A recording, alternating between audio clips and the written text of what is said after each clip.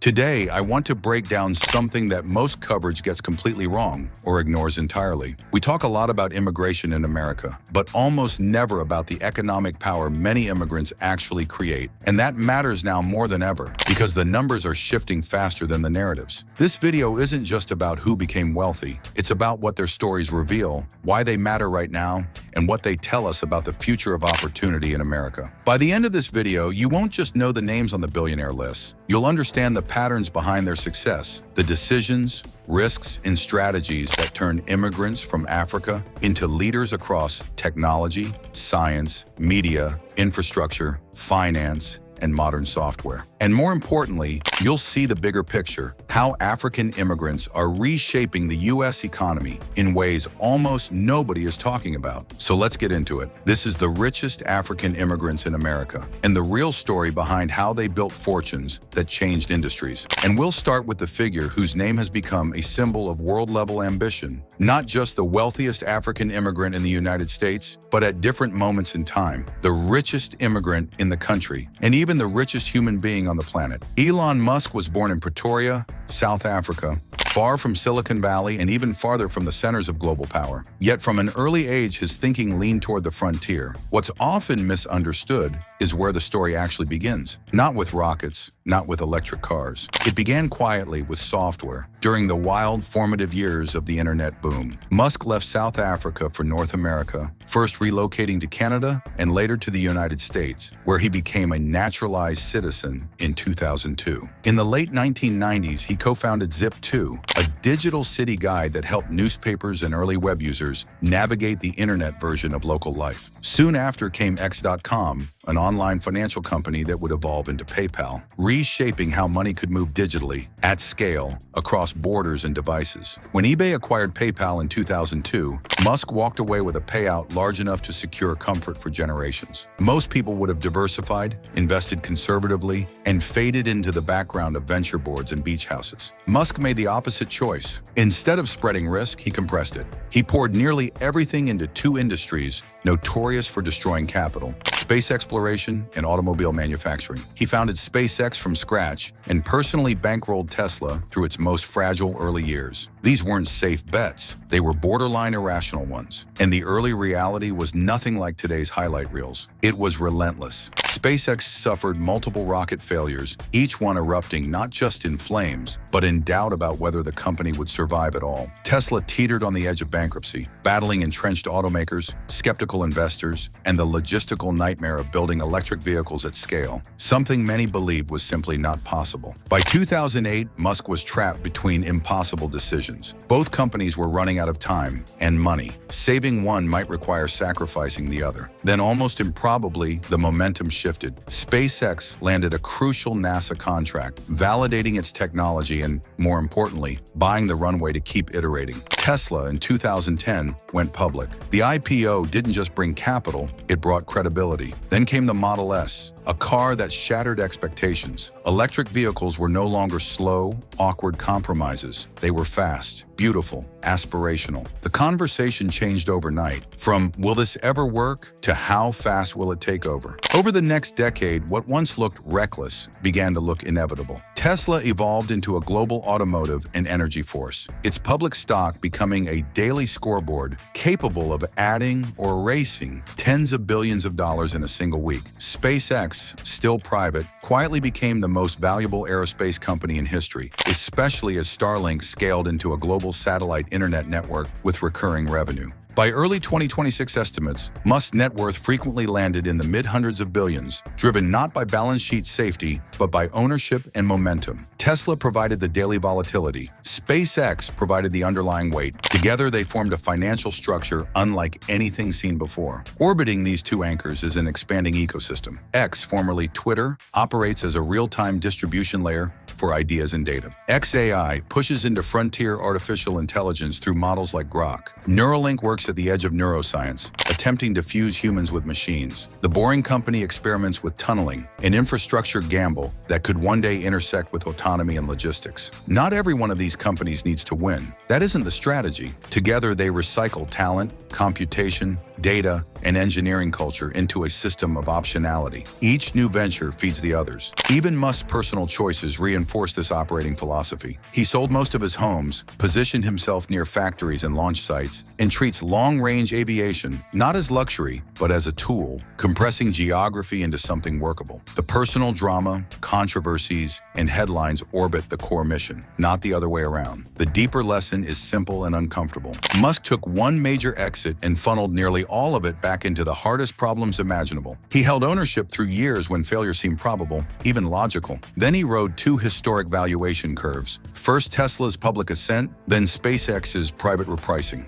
The result is not just a massive fortune, but a volatile one, built on concentration, endurance, and survival. A living case study in how extreme risk, sustained long enough, can reshape industries and rewrite the limits of wealth itself. What I learned from Elon Musk's story is that success comes from having a resilient mindset and being willing to take bold risks. If Elon Musk's story runs on steel, code, and raw audacity, the next chapter unfolds in a very different key: quiet labs, clinical data, and science measured in human lives saved. Patrick Soon-Shiong didn't build his fortune by disrupting industries from the outside. He built it by closing a long-standing gap on the inside, the space between medical discovery and actual treatment. Born in Port Elizabeth, South Africa, to Chinese immigrant parents, Soon-Shiong moved fast from the very beginning. He finished medical school at just 23, then left for North America, where he joined UCLA's surgical faculty. He could have stayed there, secure, respected, published. Instead, he took a harder road. He stepped out of pure academia and into entrepreneurship, determined to make science work not just on paper, but in hospitals. Through the 1990s and early 2000s, he founded two pivotal companies, APP Pharmaceuticals and Abraxis Bioscience. Abraxis would become best known for Abraxane, a breakthrough chemotherapy treatment that used nanoparticle technology to deliver paclitaxel more effectively. It wasn't branding that made Abraxane matter. It was biology. The drug improved outcomes for patients with breast, lung, and pancreatic cancers, proof that translational medicine could move from lab bench to bedside at scale. The exits came clean and decisive. In 2008, APP Pharmaceuticals was sold to Fresenius. In 2010, Abraxis was acquired by Celgene. Together, the deals delivered roughly $9 billion, creating the financial foundation for what came next. And Soon-Shiong wasn't finished. He reinvested into a larger vision. Through Networks, he began assembling an ecosystem designed to integrate genomics, artificial intelligence, immunotherapy, and health data into a single interoperable framework. Instead of silos, he aimed for systems.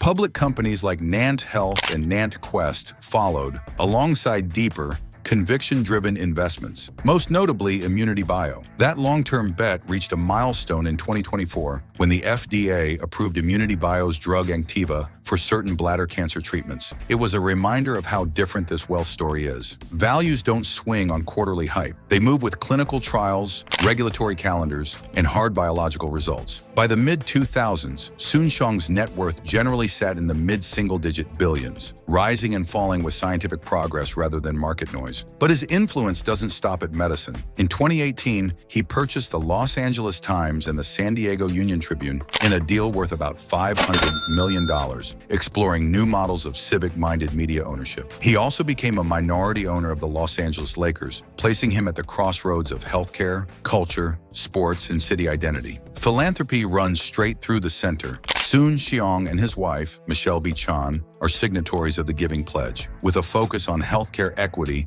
and infectious disease research, including vaccine initiatives. The pattern is consistent and deliberate. Build breakthroughs, execute exits, reinvest into platforms, pursue approvals, and anchor it all with civic and philanthropic institutions. This is a billion-dollar story powered by healing, not hype, and it unfolds on the patient timeline of science. From science to cans, a lifestyle and a logo. From the quiet pressure of FDA milestones, the narrative pivots, suddenly loud, visual, and unmistakably consumer-driven. The next fortune didn't come from laboratories or launch pads, but from a can you probably recognize from across a room. Rodney Sacks, co-founder of Monster Beverage, was born in South Africa, trained as a lawyer, and later emigrated to the United States. In the early 1990s, he teamed up with Hilton Schlossberg to run Hansen Natural Company, a modest beverage maker competing in a market dominated by legacy soda giants. Nothing about Hansen suggested a revolution until the pivot. When the company moved aggressively into energy drinks and rebranded as Monster Beverage, everything changed. Monster wasn't just a product, it was an attitude. With its clawed M logo, the brand embedded itself into extreme sports, motorsports, music scenes, and youth culture worldwide. It didn't whisper for attention, it owned the shelf. Monster's rise wasn't about inventing a new ingredient. It was about mastering three things most companies underestimate: distribution, marketing psychology, and the economics of a high-margin consumer product.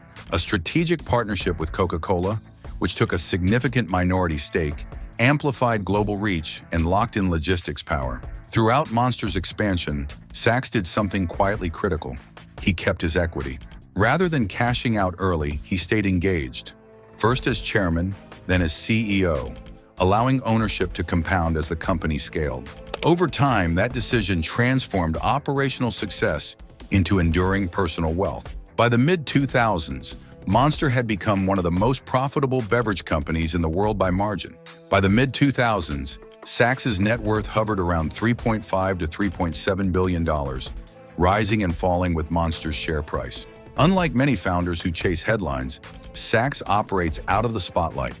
No theatrics, no grandstanding. His story represents a different archetype of billionaire: disciplined, brand-driven, and content letting shelf space and stock charts speak for him. In a world dominated by tech disruptors and financial engineers, his journey is proof that a consumer brand, done right, can still build a fortune that refuses to fade. If Monster Beverage shows what can happen when culture and distribution move in perfect sync, this next story goes a step further.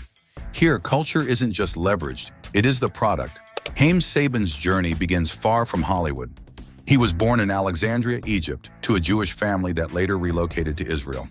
From there, Saban eventually made his way to the United States, landing in Los Angeles at exactly the right moment for both himself and the business of entertainment. In the 1980s and 1990s, while others chased hit shows, Saban saw something deeper. Children's television, he realized, wasn't just about ratings or storytelling. It was a repeatable engine. When paired with global licensing and merchandise, it could unlock value that dwarfed the cost of making the show itself. That insight found its ultimate expression in Power Rangers. Saban didn't invent the concept from scratch. He re-engineered it. By adapting existing Japanese footage and blending it with newly filmed, low-cost American scenes, he created a show that was inexpensive to produce and instantly addictive to young audiences. But the real genius came afterward. Power Rangers wasn't just a TV hit, it became a global franchise, fueling toys, costumes, video games, lunchboxes, international broadcasts, and years of sequels. The brilliance wasn't simply popularity, it was architecture.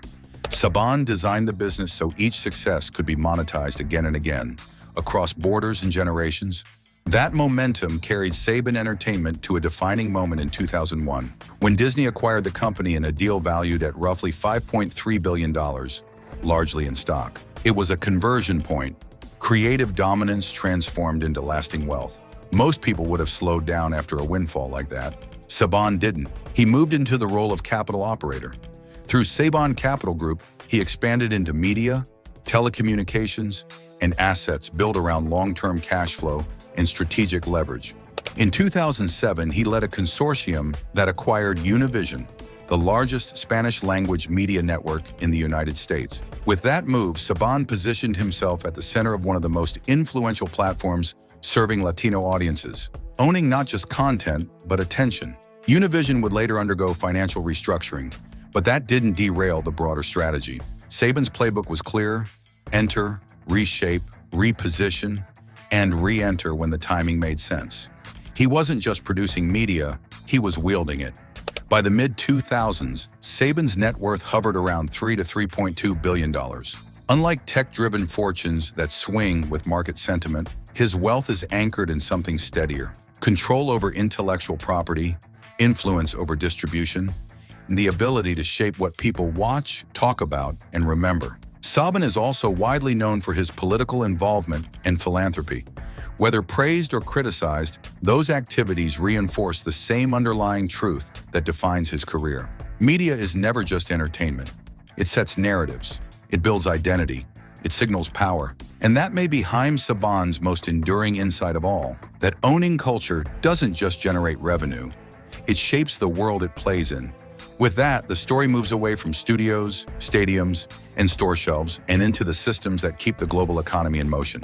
Runways, terminals, pipelines, and ports. Adebayo Ogunlesi was born in Sagamu, Nigeria, before coming to the United States to pursue world-class education, earning degrees from Oxford and Harvard, and launching a career that fused law, finance, and execution. He rose through Credit Suisse to become co-head of global investment banking, but in 2006, he made the defining decision of his career, founding Global Infrastructure Partners. GIP focused on assets most investors overlook, but every economy depends on: airports, ports, energy pipelines, and utilities. The logic was simple and formidable. Infrastructure delivers steady, long-term cash flows, is difficult to replace, and attracts institutional capital in a world hungry for stability and yield. Under Ogunlesi's leadership, GIP built stakes in major transportation hubs including Gatwick, Edinburgh, and London City airports, placing the firm at the center of global travel networks. As air traffic recovered and long-term investors continued to favor infrastructure, the firm's value climbed. The turning point came in 2024, when BlackRock agreed to acquire GIP for roughly $12.5 billion. For Ogunlesi, whose ownership accumulated through decades of equity and carried interest, the deal secured a personal fortune estimated between $2.3 and $2.5 billion. His wealth is designed to endure, tied not to consumer trends or quarterly hype, but to assets governments rely on and economies cannot function without. Publicly reserved, he exercises influence through boardrooms, policy circles, and negotiations rather than headlines. His story adds another immigrant blueprint to the list. Find what the world cannot operate without, own it carefully, improve it quietly, and let time do the rest. What I learned from Ogunlesi's story is that patience, applied strategically, can turn overlooked necessities into lasting wealth and influence. If Ogunlesi represents patience applied to necessity, the next chapter is about nerve under pressure. Marc Lasry was born in Morocco and raised in the United States, entering Wall Street through law rather than trading floors, with a focus on bankruptcy and restructuring. In 1995, he co-founded Avenue Capital Group with his sister, Sonia Gardner, aiming directly at distressed debt, the ignored, the mispriced, the assets most investors are too uncomfortable to touch. This approach only works when conditions are brutal. Avenue moved into the Asian financial crisis of the late 1990s, found value in the aftermath of the dot-com collapse, and made some of its strongest returns during the 2008 global financial crisis, when capital froze and fear dominated pricing. Over time, the firm grew to manage tens of billions of dollars, with Lasry's fortune accumulating through ownership and carried interest earned across decades of disciplined execution rather than flashy bets. By the early to mid-2000s, Lasry's net worth hovered around $1.8 to $2 billion, rising and falling with markets and Avenue's holdings. His 2014 co-purchase of the Milwaukee Bucks with Wesley Edens gave his portfolio a public dimension, and the team's 2021 NBA championship significantly lifted the franchise's value. Yet despite the visibility, Lasry operates more like a pure capital allocator than a celebrity owner. He excels where others hesitate, showing that fortunes aren't built only by creating new products, but by pricing risk correctly and acting when markets avert their eyes. Before we go any further, a quick pause. If this breakdown is clicking for you, take a moment to subscribe and turn on notifications. It signals to the algorithm that this kind of deep dive matters, and it helps us keep bringing you sharp stories about wealth, power, and the people shaping the global economy. Picking up where we left off, the focus shifts from crisis-fueled finance to something far quieter, but just as powerful: enterprise technology. This is a world where fortunes aren't built through spectacle, but through patience, precision, and execution. Bharat Desai's story fits squarely in that lane. Born in Kenya to Indian parents, Desai immigrated to the United States and in 1980 co-founded Syntel with his wife, Nirja Sethi. The idea sounds obvious now, but at the time it was a sharp bet. Large companies would increasingly outsource software development, IT maintenance, and back-office systems to grow faster and spend less. Desai aimed Syntel at industries that value stability over buzz: banking, insurance, healthcare, and committed to serving them well year after year. What truly defines his path is how long he stayed in control. For nearly 40 years, Desai maintained a majority stake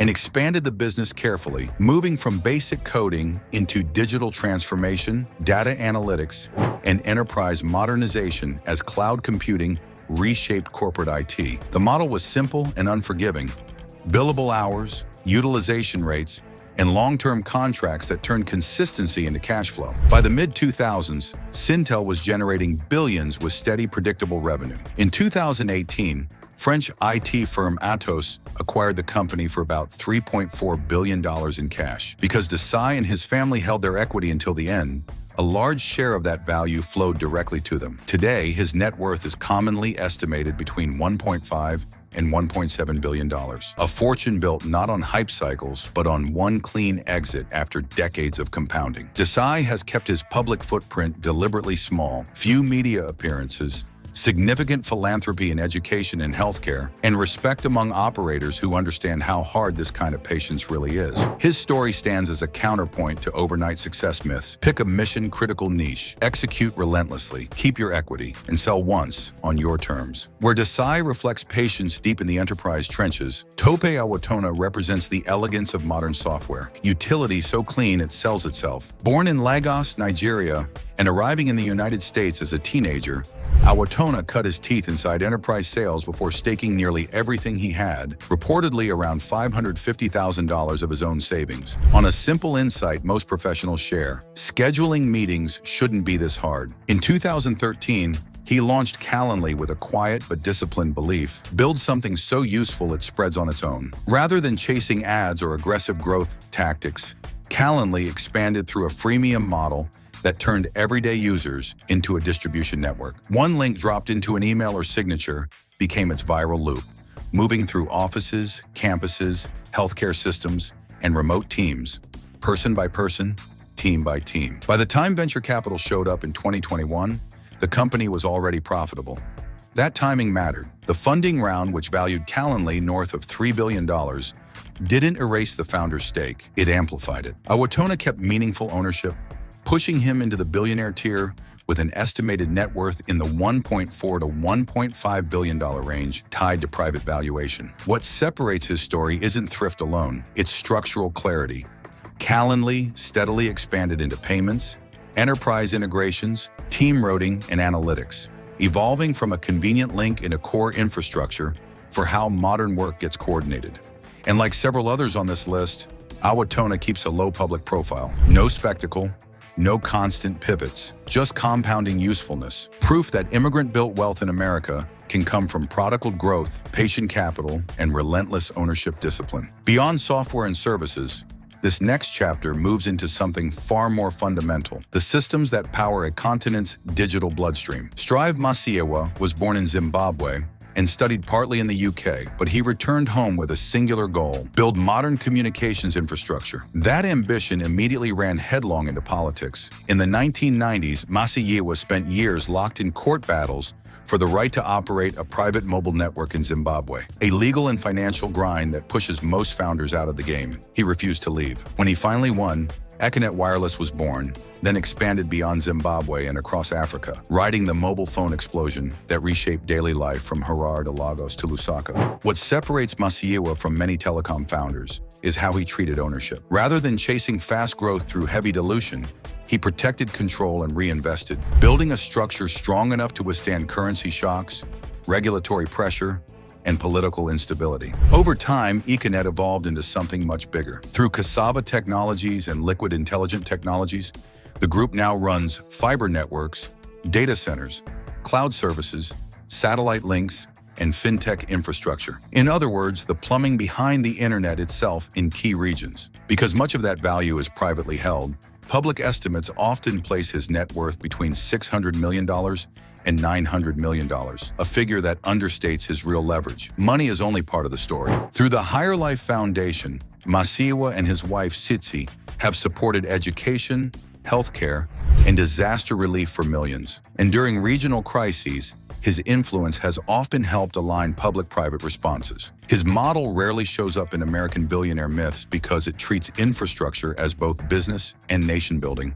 measuring success in resilience and access as well as return. The final chapter belongs to Mo Ibrahim, a Sudan-born engineer whose story shows that wealth doesn't always end in accumulation. It can end in responsibility. After building a career in UK telecoms, Ibrahim spotted what global incumbents ignored in the late 1990s. Africa's demand for mobile connectivity was massive, and early builders could leapfrog outdated infrastructure entirely. He founded Celtel and rolled out networks across more than a dozen countries, connecting regions where landlines had never made sense. In 2005, Kuwait-based MTC Group, later Zain, acquired Celtel in a deal valued around $3.4 billion, making Ibrahim a billionaire. But what followed set him apart. Instead of launching another company, he pivoted deliberately toward governance. Through the Mo Ibrahim Foundation, he created tools designed to reward what societies need most. The Ibrahim Index of African Governance tracks leadership performance with hard data. The Ibrahim Prize for Achievement in African Leadership, one of the largest individual awards in the world, honors former heads of state who governed well and stepped down democratically. The message is clear. Use private wealth to encourage public virtue. In a world where money often blurs into power without accountability, Ibrahim chose a different legacy, one built on standards, not control. Together, these final profiles complete the picture. Bharat Desai shows how enterprise reliability becomes lasting wealth when you compound patiently and exit once. Tope Awotona proves that software designed around human friction can scale purely through usefulness, without sacrificing ownership. Masiyiwa demonstrates the power of keeping control while building across layers that economies depend on. And Mo Ibrahim reminds us that the highest form of wealth is stewardship, strengthening institutions so growth has something solid to stand on. Stack these alongside Elon Musk's concentrated engineering bets, Patrick Soon-Shiong's science-to-clinic pipeline, Haim Saban's conversion of IP into influence, Rodney Sacks' brand-driven compounding, Adebayo Ogunlesi's ownership of essential infrastructure, and Marc Lasry's mastery of Panicara investing, a clear blueprint emerges. African immigrants in America didn't wait for trends or permission. They kept ownership when it was uncomfortable. They built in arenas where durability mattered more than fashion, and they made decisions that only looked obvious years later. That's why these stories feel less like biographies and more like operating manuals. Concentrate when others diversify, build where utility outweighs hype, own assets that compound quietly, and when the moment comes, turn private success into public good. If this breakdown helped you see the pattern behind the headlines, hit like, subscribe, and turn on notifications so you don't miss what's next. And in the comments, tell us which path you choose: the patient builder, the product purist, the infrastructure architect, or the institution shaper. That answer might be the first page of your own playbook.